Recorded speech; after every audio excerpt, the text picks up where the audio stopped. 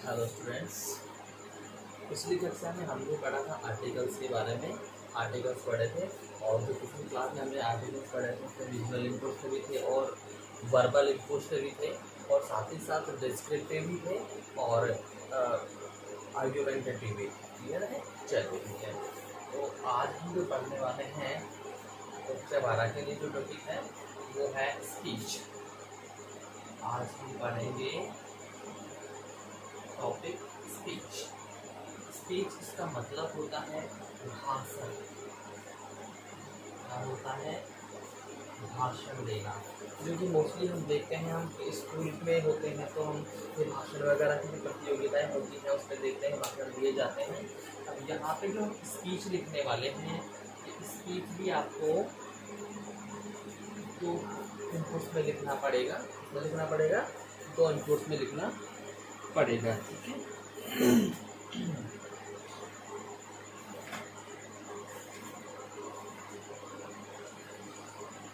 कौन कौन से होते हैं यहाँ पे भी हम देखेंगे। एक तो होगा डिस्क्रिप्टिव, डिस्क्रिप्टिव क्लियर है। सॉरी डिस्क्रिप्टिव मान कर रहा हूँ, डिस्क्रिप्टिव। एक तो होगा डिस्क्रिप्टिव, डिस्क्रिप्शन कर सकते हैं दो टाइप से। एक तो होता है डिस्क्रिप्टिव, ठीक है। दूसरा जो होता है वो आर्ग्यूमेंटेटिव। जैसा आप देख रहे थे कि आर्टिकल में जैसा जिस प्रकार से दोनों ही थे वैसे ही स्पीच में भी दोनों ही होते हैं। अभी डिस्क्रिप्टिव है तो डिस्क्रिप्टिव में भी वही दो चीज़ें होती हैं। कौन सा वाला? दो चीज़ें कौन सी होती हैं भाई? भी वही बात होती है, वर्बल इनपुट्स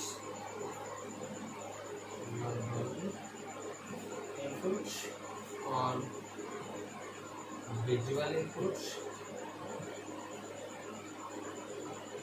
क्लियर है? यहाँ मैं इसकी बात करूँ तो इसमें भी वही दो संख्याएं निकल जाती है। कौन सी?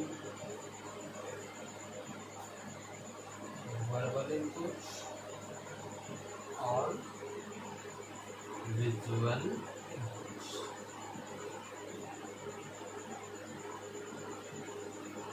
से हमने देखा था कि स्पीच होता है उसमें वर्बल और डिस्क्रिप्टिव और आर्ग्यूमेंटेटिव होता है। डिस्क्रिप्टिव और आर्ग्यूमेंटेटिव दोनों में भी वर्बल और विजुअल इनपुट्स पे लिखे जाते हैं। क्लियर है? वैसा ही सेम टू सेम ये स्पीच में भी होता है। इस लिखने का थोड़ा सा इनका तरीका डिफरेंट होता है। क्लियर है स्टूडेंट्स? चलिए ठीक है, अब हम आगे बढ़ते हैं। क्लियर? आगे देखते हैं क्या करना है इसमें आपको।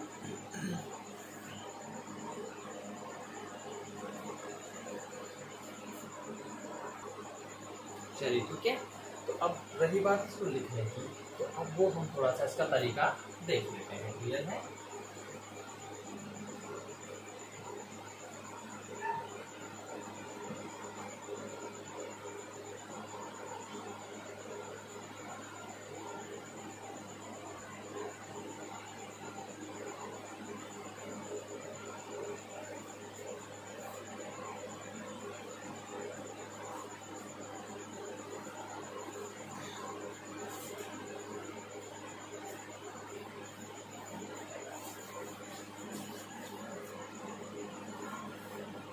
सबसे पहली चीज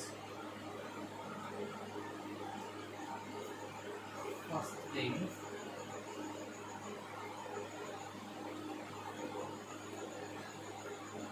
लैंग्वेज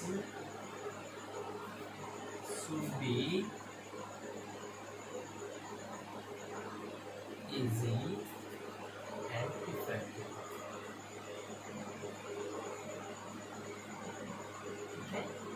मैं यहाँ बात कर रहा हूँ भाषा की। भाषा सरल और प्रभावशाली होनी चाहिए।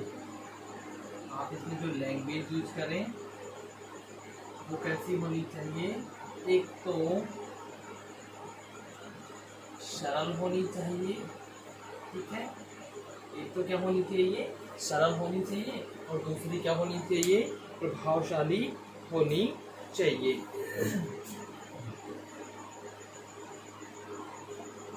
Introduction, introduction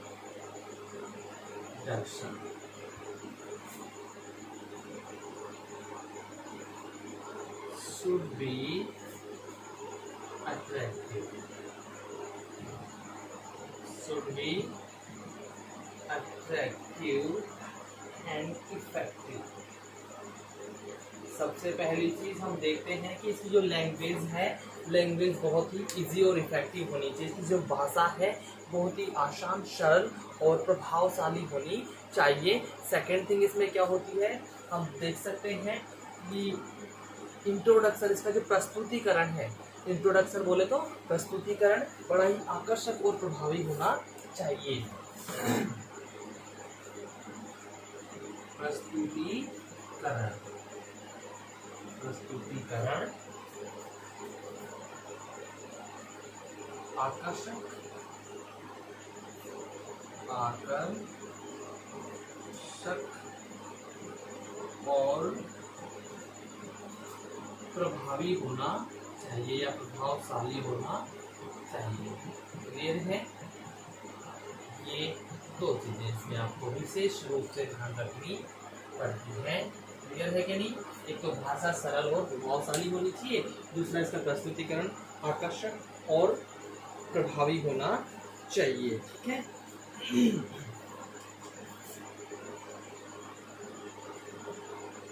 facts and data should be, facts and data should be used, should be used। तथ्यों और आंकड़ों का यूज किया जाना चाहिए, तथ्यों और आंकड़ों का यूज या प्रयोग किया जाना चाहिए। जब आप ये लिख रहे हैं तो आपको ध्यान रखना कि उसमें फैक्ट्स भी होने चाहिए, उसमें डेटा भी होने चाहिए। दोनों चीजें इसमें होना ये बहुत ही जरूरी होता है कि उसमें फैक्ट्स भी हो और उसमें डेटाज भी हो। क्लियर है स्टूडेंट्स? चलिए इसके बाद में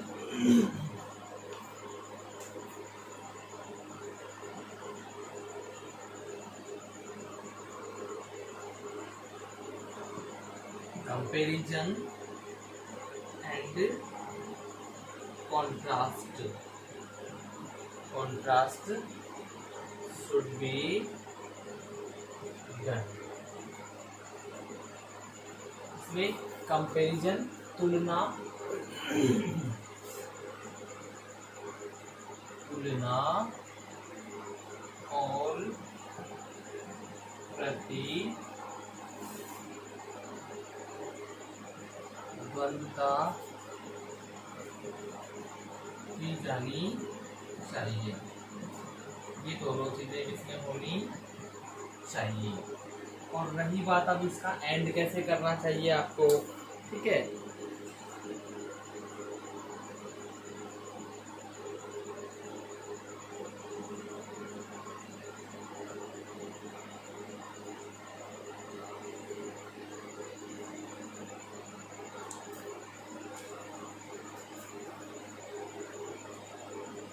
एंड शुड बी डन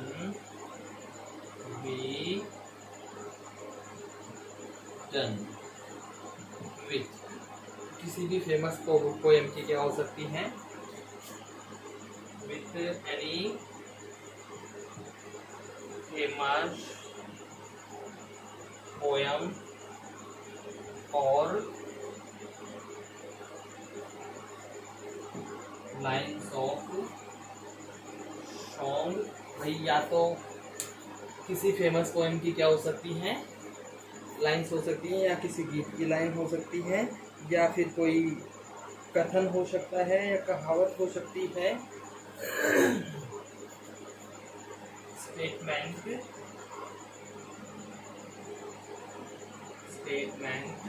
और प्रोवर्ब्स और वार्निंग, ठीक है। या तो आपका जो एंड है या तो किसी भी प्रसिद्ध कविता की लाइन से होना चाहिए, या किसी प्रसिद्ध सॉन्ग की लाइन से होना चाहिए, या फिर किसी कथन से होना चाहिए, या मतलब मुहावरे जो होते हैं ना, इडियम्स जो होते हैं या कहावत होती है, उनसे होना चाहिए, या फिर चेतावनी से होना चाहिए। अंत किसी प्रसिद्ध कविता, गीत की पंक्तियों या कथन या कहावत या चेतावनी से किया जाना चाहिए। तो ये 5 चीज़ें हैं जो मुख्य रूप से आपको ध्यान रखनी होती हैं जब आप कोई भी स्पीच लिख रहे होते हैं। ये आप दिमाग में हमेशा रखेंगे कि इसकी जो लैंग्वेज है हमेशा क्या होनी चाहिए, इजी और इफेक्टिव होनी चाहिए, सरल और प्रभावशाली होनी चाहिए। इंट्रोडक्शन जो है वो अट्रैक्टिव और इफेक्टिव होना चाहिए, यानी कि प्रस्तुतिकरण जो है आकर्षक और प्रभावी होना चाहिए। फैक्ट्स और डेटाज का उसमें यूज किया जाना चाहिए, मतलब उसमें तथ्यों और आंकड़ों का उपयोग भी किया जाना चाहिए। कंपैरिजन कॉन्ट्रास्ट उसमें जरूर से करना है। और अंत में आपको या तो कोई प्रसिद्ध कविता की कुछ पंक्तियाँ लिखनी है, या किसी गीत की पंक्तियाँ लिखनी है, या फिर कोई कथन लिखना है, कहावत या फिर चेतावनी। इनमें से किसी चीज़ से आपको क्या करना होता है, इसका अंत करना होता है। क्लियर है? तो ये मुख्य 5 चीज़ें हैं जो आपको स्पीच लिखते वक्त ध्यान रखनी है। क्लियर है स्टूडेंट्स? चलिए ठीक है, इसको अब हम रब कर देते हैं।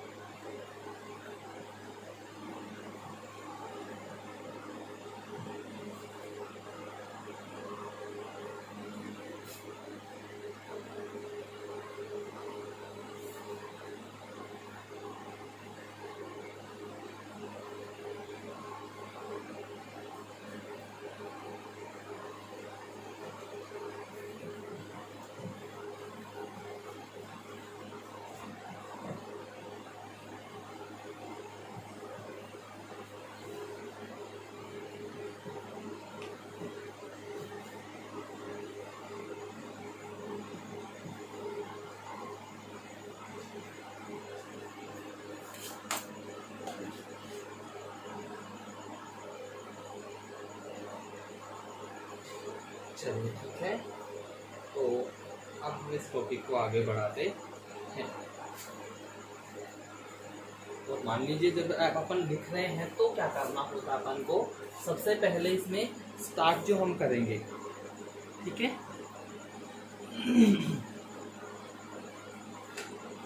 तो सबसे पहले हम क्या करते हैं, इसमें जो टाइटल होता है ना, वो टाइटल हम ऐसे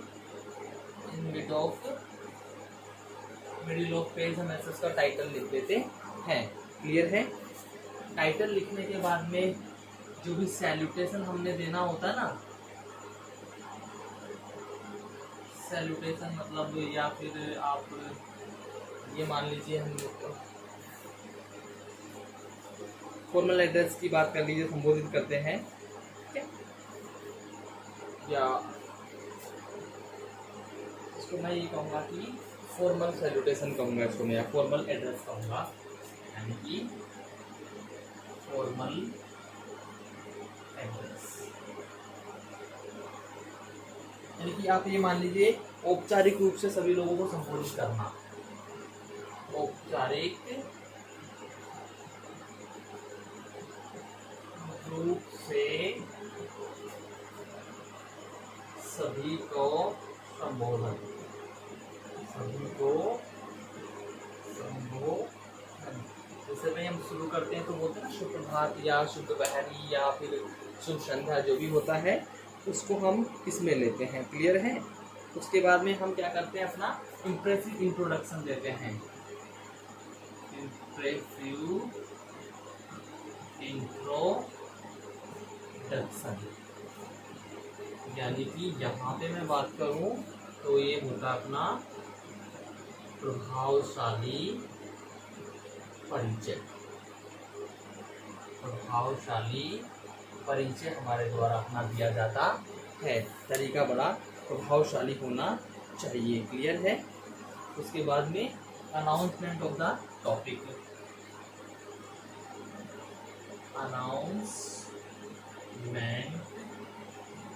ऑफ द टॉपिक। अब आप स्पीच किस चीज पे देंगे, उसकी घोषणा, यानी कि शीर्षक की घोषणा आप करेंगे कि मैं फला फला शीर्षक पे स्पीच बोलने जा रहा हूँ, वो सब आप सारी चीज़ें यहाँ पे करेंगे, क्लियर है।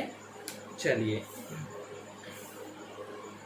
इसके बाद में आपने क्या करना है, ये कर दिया, उसके बाद आप क्या करेंगे, इसका डेवलपमेंट करेंगे, ठीक है।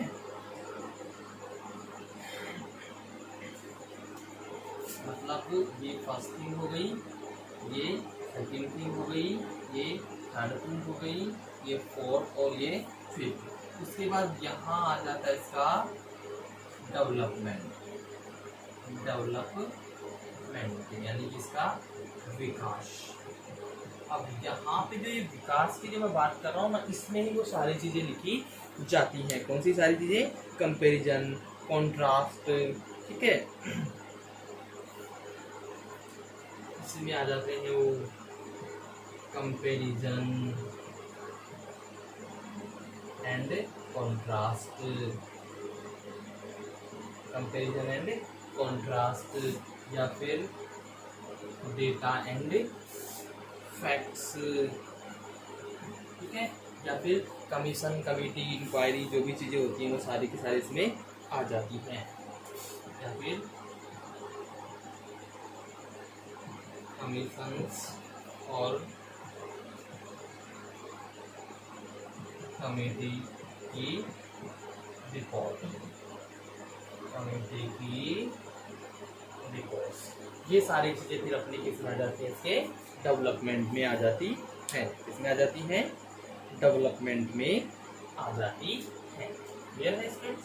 चलिए ये 5 चीज़ें होने के बाद में हम क्या करते हैं, इसका कंक्लूजन निकालते हैं, ठीक है। यहाँ पे हम निकालते हैं इसका कंक्लूजन, यानी कि निष्कर्ष यहाँ पे इसका निकाला जाता है। अब ये जो निष्कर्ष है इसमें हम क्या करते हैं भैया, इसमें वार्निंग, सजेशंस या फिर अपील, वार्निंग, सजेशंस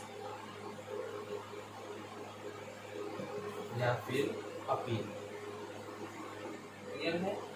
ये सारी चीज़ें किसमें की जाती हैं, इसमें की जाती हैं, और लास्ट में क्या किया जाता है, फॉर्मल थैंक्स, अंत में सभी को धन्यवाद कहते हैं, ठीक है।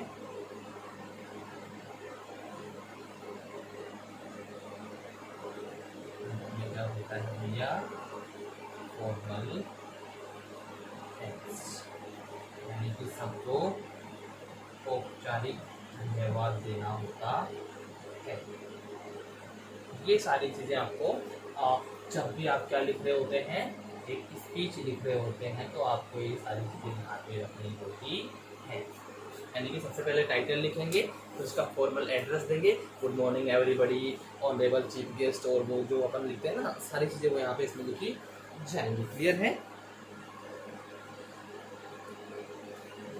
उसके बाद में इम्प्रेसिव इसका इंट्रोडक्शन होना चाहिए। बहुत सारी इंट्रोडक्शन आप देंगे, I am so and so from class so and so, या फिर क्लास से नहीं मतलब जैसे वैसे बाहरी रूप से लिखा जा रहा है तो वो लिखा जाएगा। उसके बाद में आप टॉपिक की today I am going to express my views on the topic, topic का नाम आप लिख देते हैं। फिर ये सारी चीज़ से तैयार करते हैं, इसे निष्कर्ष देते हैं और लास्ट में आप इसे थैंक यू कह के खत्म कर देते हैं। क्लियर है स्टूडेंट्स? चलिए ठीक है।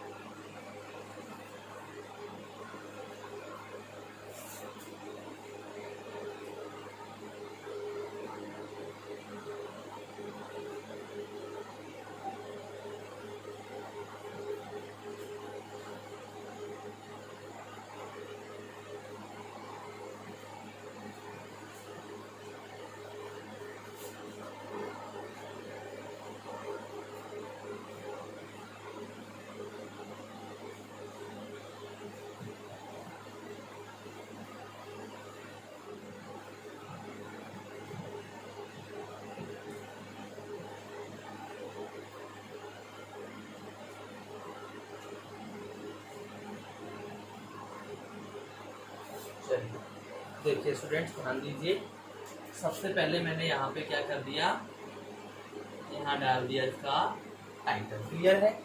उसके बाद में मैं यहाँ पे एक फॉर्मल वो करता हूँ, गुड मॉर्निंग या आफ्टर नून या इवनिंग एवरीबॉडी, एवरीवन या एवरी बट। क्लियर है? ठीक है। उसके बाद में यहाँ मैं क्या करता हूँ, ऑनरेबल चीफ गेस्ट, जैसे स्कूल से रिलेटेड है तो principal, honourable chief guest, respected principal sir या मैम, जो भी होंगे आपको अपने हिसाब से देखेंगे। ठीक है। Worthy teachers and all my dear friends, all my dear friends. Clear है? ये हो गया। उसके बाद में I am X Y Z. अब यहाँ एक्स वाई जेड का मतलब क्या हो गया, name of speaker, name of speaker. Clear है? उसके बाद में फ्रॉम, जो भी उसका नेम ऑफ डिपार्टमेंट है, यानी क्लास वगैरह का नाम भी आ सकता है यहाँ पे, नेम ऑफ डिपार्टमेंट। जैसे मान लीजिए कोई स्टूडेंट है तो स्टूडेंट क्या लीजिएगा, I am X Y Z from class. ठीक है, ये हो गया।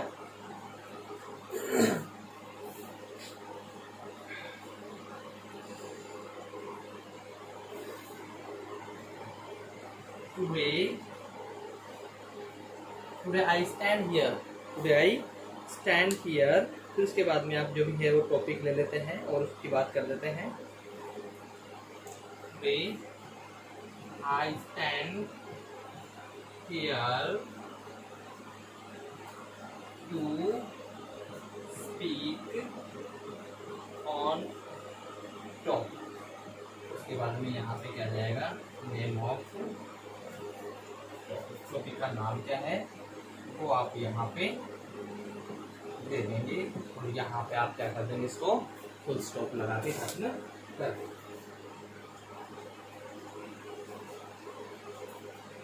तो इन चीज़ों का विशेष रूप से आपको ध्यान रखना है। ये हो गया। उसके बाद में आप क्या करेंगे, उसके बाद में फिर आप यहाँ से इसका डेवलपमेंट स्टार्ट करेंगे और डेवलपमेंट जो स्टार्ट करेंगे वो मैंने आपको बता ही दिया। इसमें वही चीज़ें जो कंपेरिजन एंड कॉन्ट्रास्ट या फिर फैक्ट्स एंड डेटा या फिर कमीशंस एंड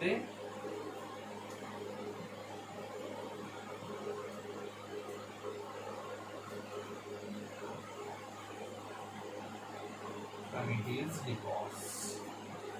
क्लियर है?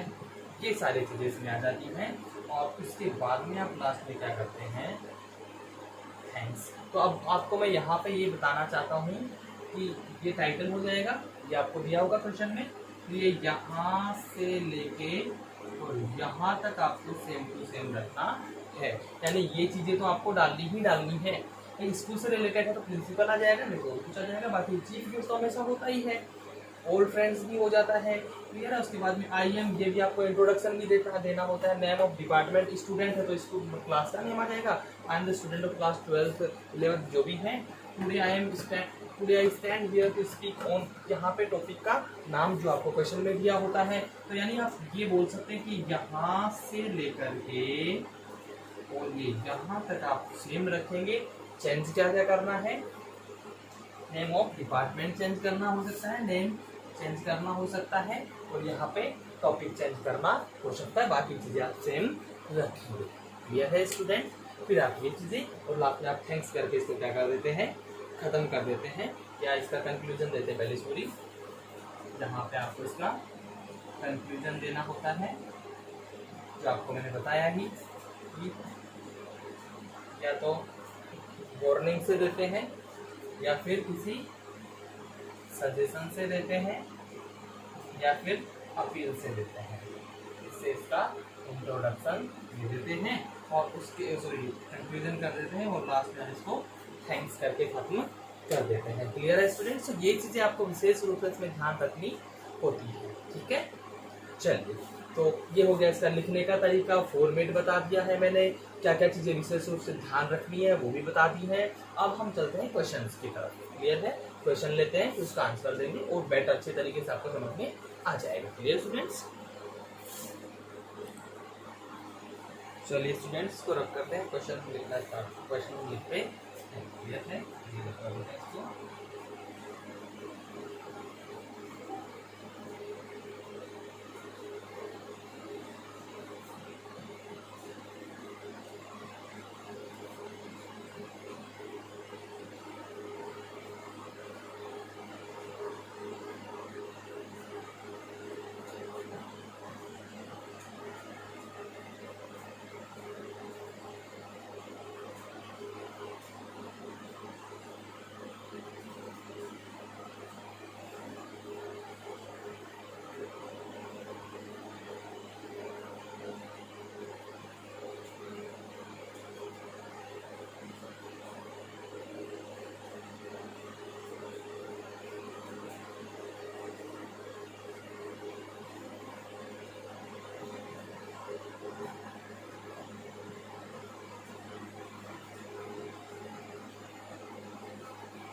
चलिए ठीक है, हमने इसको रब कर दिया है। अब हम क्वेश्चन लिख लेते हैं।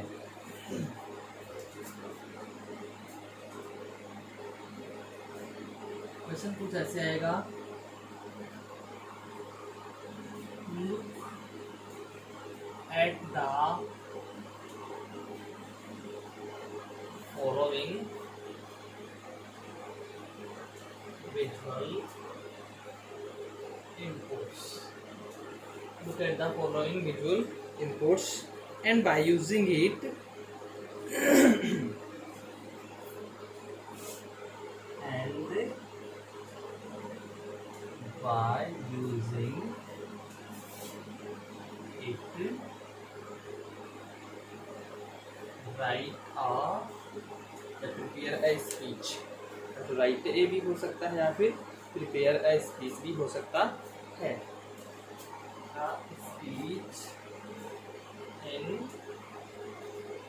About 100 words on importance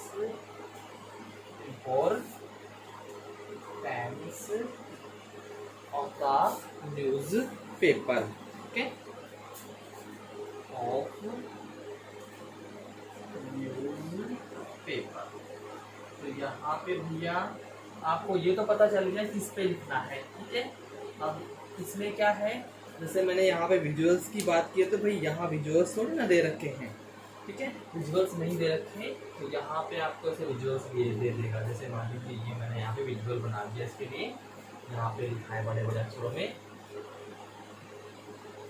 the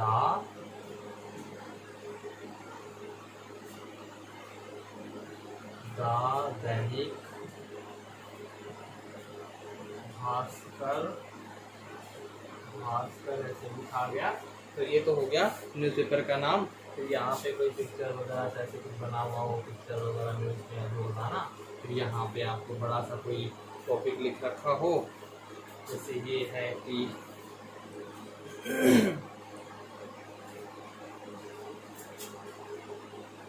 SC gives 10% reservation, जैसे ये लिखा हुआ है, यहाँ पे कोई बड़ा टॉपिक लिखा हुआ है ऐसे, ये आपको जैसे दे रखा है, ये न्यूज़पेपर का फॉर्मेट आपको दिया होगा। तो ये मतलब आपके लिए क्या होगा, विजुअल इनपुट्स, यानी इसको देखना है आपको और उसके आधार पे लिखना है कि भाई न्यूज़पेपर है, उसकी इम्पोर्टेंस क्या होती है। ऐसे पिक्चर आपको दिया होगा, ये क्या है, picture of newspaper, picture of newspaper. तो इस प्रकार से आपको न्यूज़पेपर की पिक्चर दी होगी और ये पिक्चर है, ऐसे ऐसे देख के आपको बनाना होता है। क्लियर है स्टूडेंट्स? चलिए ठीक है, अभी क्वेश्चन हो गया, हम आंसर लिखते हैं। क्लियर है? इम्पोर्टेंस ऑफ न्यूज पेपर्स, चलिए करता हूँ इसको मैं।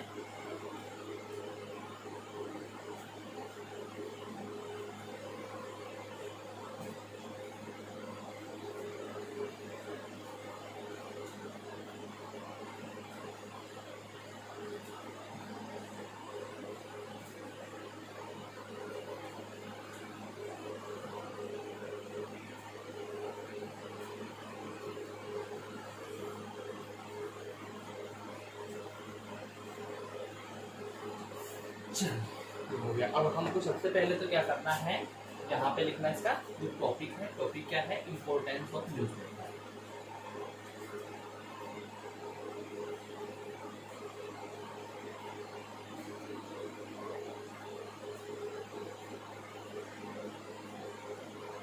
Importance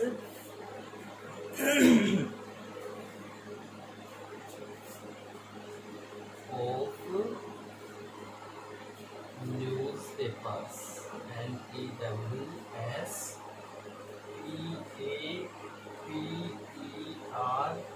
importance of newspapers. ये हो गया है अपना इसका टॉपिक। फिर मैं यहाँ पे करता हूँ क्या,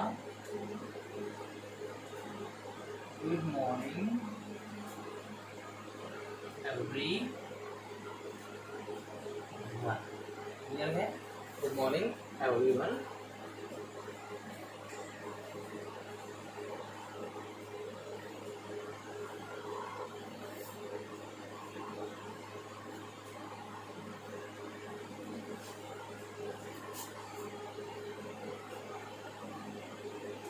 Honorable Chief Guest,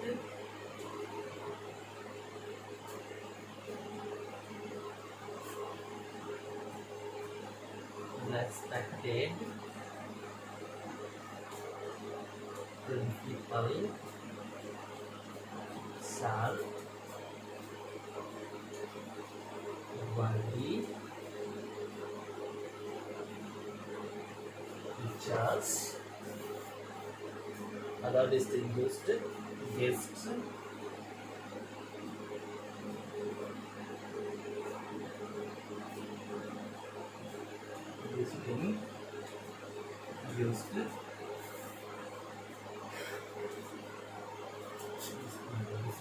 guest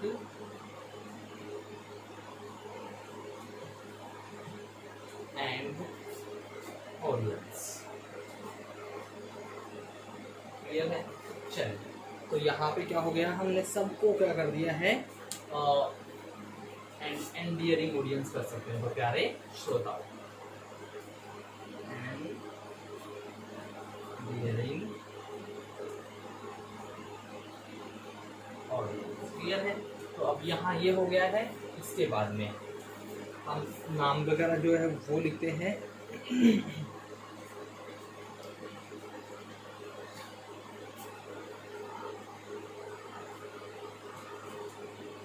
I am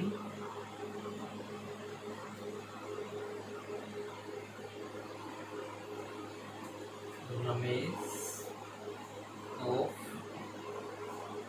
class 12. Today I am going to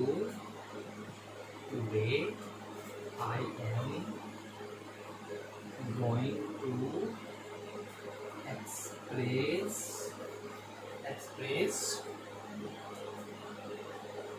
my views on the topic importance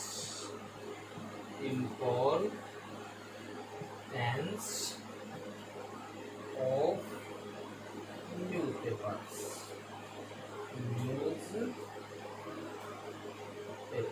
clear है। चलिए, तो अब यहाँ आप देखिए मैंने वही किया है, ये टाइटल हो गया, ये गुड मॉर्निंग एवरीवन वो लिख दिया मैंने, ऑनरेबल चीफ गेस्ट ये सारा में ऐसे कैसा लिखा है, आई एम, ये यहाँ पे नाम आ गया, क्लास डिपार्टमेंट क्लास 12 आ गया। Today I am going to express my views on that topic, ये आपका टॉपिक आ गया। क्लियर है। तो सारी चीज़ें सेम रखनी है, ये चेंज हो सकता है, ये चेंज हो सकता है और ये चेंज हो सकता है, बाकी आपको कुछ भी चेंज करना नहीं है, टॉपिक तो चेंज होता ही होता है। क्लियर है। अब उसके बाद में यहाँ से हम इसका डेवलपमेंट स्टार्ट करते हैं, इसका जो विकास होता है यहाँ से इसका विकास होता है। क्लियर है।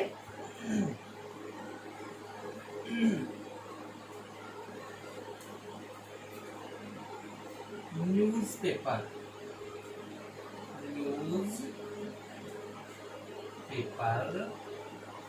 is a mirror which reflects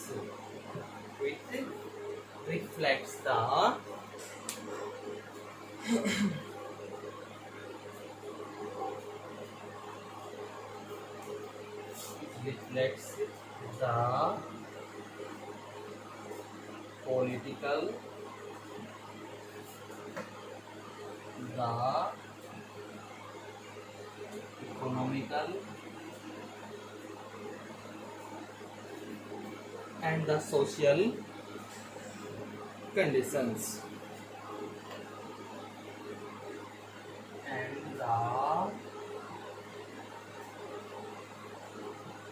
social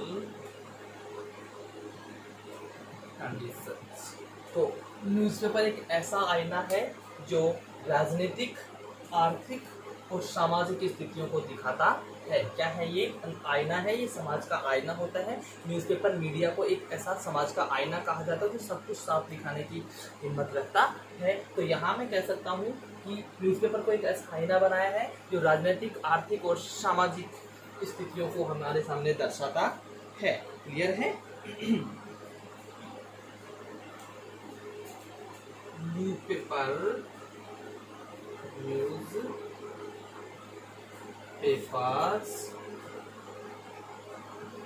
try to give us latest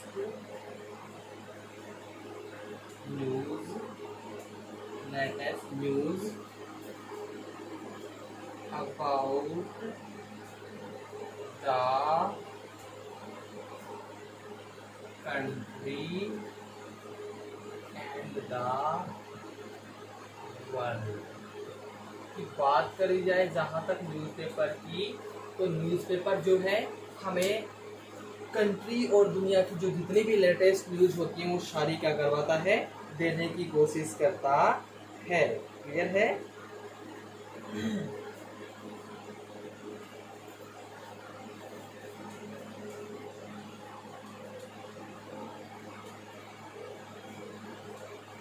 the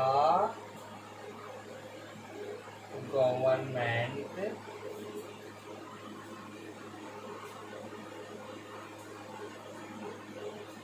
programs and policies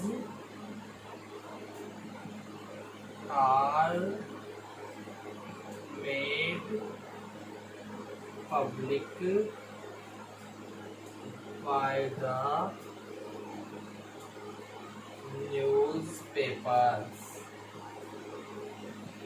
ये न्यूज़पेपर ही वो माध्यम होता है जिसके द्वारा सरकार के प्रोग्राम और उनकी नीतियों को सबके सामने क्या किया जाता है, पब्लिक किया जाता है। ठीक है,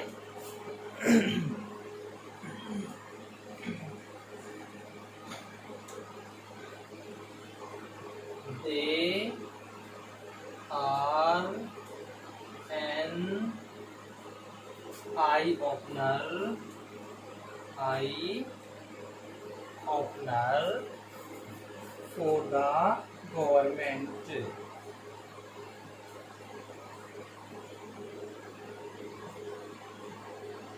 एक प्रकार से हम ये कह सकते हैं कि ये गवर्नमेंट की आंख खोलने का एक माध्यम होता है।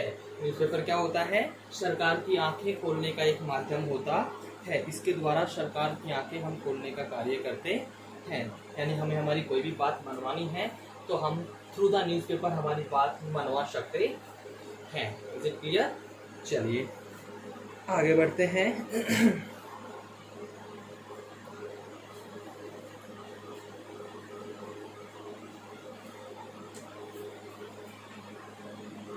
They inspire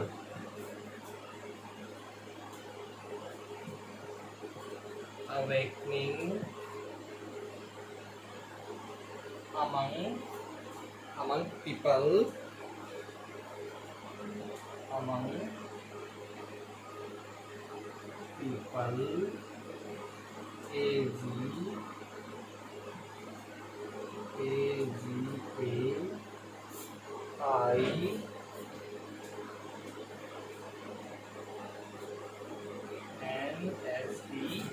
against social, economic and political evils। social, economic and political evils।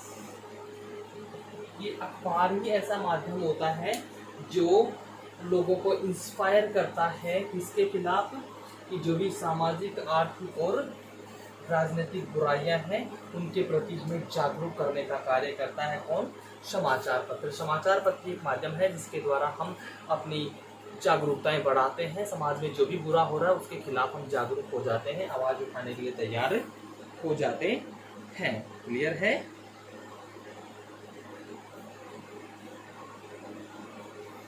तो इसी वजह से newspapers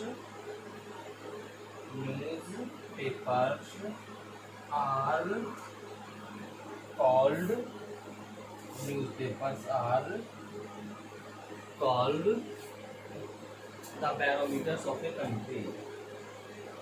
The barometers of a country। तो ये अभी पूरा नहीं है, और लिखना है। पहले यहाँ तक का आपको एक बार समझा देता हूँ, उसके आगे और लिखूंगा। भाई ये चीज़ें तो आपको पता ही है, लिखनी है। ये हो गया, ये पार्ट आपको good morning honourable chief guest, respected principal sir, worthy teachers, other distinguished guests and dearing audience, ये चीज़ें लिखनी है। उसके बाद में आपको अपना इंट्रोडक्शन देना है, किस चीज़ पे आप बोलने जा रहे हैं वो आपको बता देना। तो यहाँ तक हो गया, ठीक है। तो इसको मैं रद्द कर देता हूँ। क्लियर है students?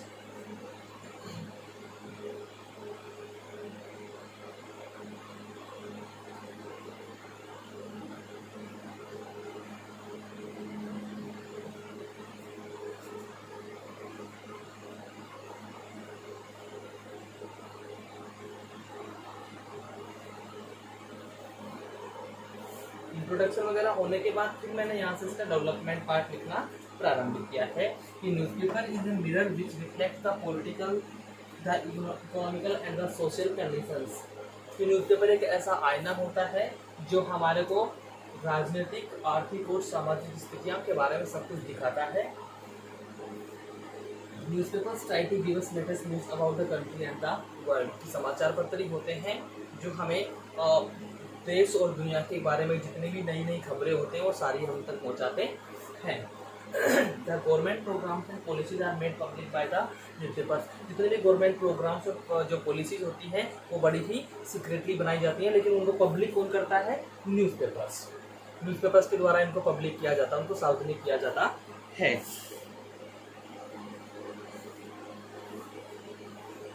They are an eye opener for the government. वो सरकार के लिए आंखें खोलने वाले होते हैं, सरकार की आंखें खोलने के लिए पर्याप्त होते हैं। क्लियर है?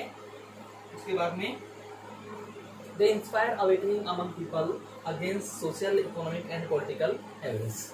कि जितने भी सामाजिक, आर्थिक और राजनीतिक बुराइयां हैं उनके खिलाफ आवाज़ उठाने के लिए हमें प्रेरित करता है, हमें जागरूक करता है newspaper. Newspapers are called the barometers of a country. तो समाचार पत्रों को हम एक देश का पैमाना कह सकते हैं, मतलब मापने का एक जो पैमाना होता है वो कह सकते हैं। क्लियर है? इससे आगे और लिखते हैं, हम अगली लाइन से स्टार्ट करेंगे। अब न्यूज़पेपर में और भी क्या चीज आती है? There are many types of advertisements.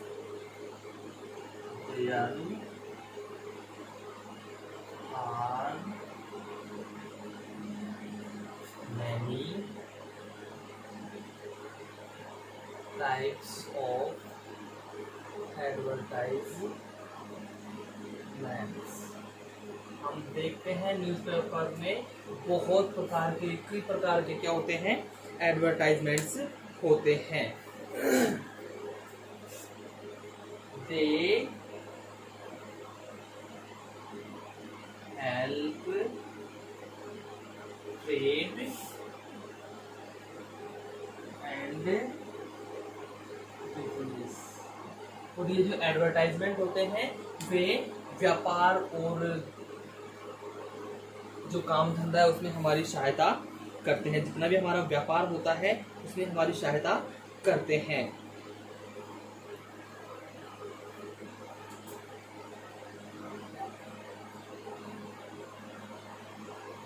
They bring the buyers and the sellers closer। ये क्या करने का काम करते हैं? एडवर्टाइजमेंट बायर्स और सेलर्स, यानी कि खरीदार और बेचने वाला, खरीदने वाला और बेचने वाला, उन दोनों को पास लाने का काम करते हैं, पास लाते हैं। ठीक है? They add to our general knowledge. अब न्यूज़पेपर ये तो करते ही हैं कि भैया इसमें क्या होते हैं? एडवर्टाइजमेंट होते हैं, और एडवर्टाइजमेंट व्यापार में बहुत ही हेल्पफुल होते हैं। खरीदने वाले और बेचने वाले को पास लाने का काम करते हैं, लेकिन साथ ही साथ ये हमारे जो जनरल नॉलेज है उसको भी बढ़ाता है। न्यूज़पेपर हमारे जनरल नॉलेज को भी बढ़ाते हैं। They have educational values.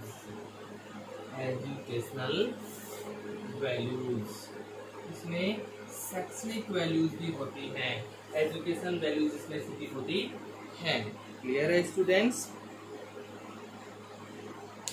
इसलिए हम कह सकते हैं thus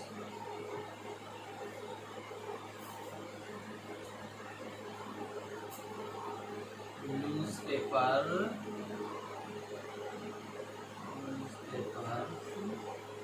are very important for every walks of life. तो यानी कि हम ये कह सकते हैं जिंदगी के हर कदम पे, जिंदगी के हर कदम पे अखबार बहुत ही महत्वपूर्ण होता है। ठीक है, और ऑल बुक्स हम लिख सकते हैं, एवरी बुक्स हम लिख के हम यहाँ पे ऑल बुक्स लिख सकते हैं। ठीक है, ये हो गया। और लास्ट में हमने क्या करना होता है, थैंक्स करना होता है, और ये इसी के साथ हमारा ये समाप्त हो जाता है। यहाँ पे देखिए, there are many types of advertisements, बहुत सारे विज्ञापनों के प्रकार होते हैं। They help trade and business, व्यापार में वो सहायता करते हैं। They bring the buyers and the sellers closer, अभी एडवर्टाइजमेंट क्या करते हैं, एडवर्टाइजमेंट बायर्स और सेलर्स को पास लाने का काम करते हैं। वे हमारे जनरल नॉलेज को बढ़ाते हैं, वे हमारे लिए एजुकेशनल वैल्यूज हमें उपलब्ध करवाते हैं। इस प्रकार से हम कह सकते हैं कि जिंदगी के हर कदम पे इनकी बहुत ही महत्व है, जिंदगी के हर कदम पे इनका बहुत महत्व है, इनका न्यूज़पेपर्स का बहुत बड़ा महत्व हमारे लाइफ में है। ठीक है, तो ये हुआ आज का आपका एक स्पीच। आशा करता हूँ इसमें आपको किसी प्रकार की कोई परेशानी नहीं होगी। अगर फिर भी कोई परेशानी होती है तो आप अपने परेशानी को कमेंट्स में डाल सकते हैं, आपको उनका समाधान दिया जाएगा। Thank you very much.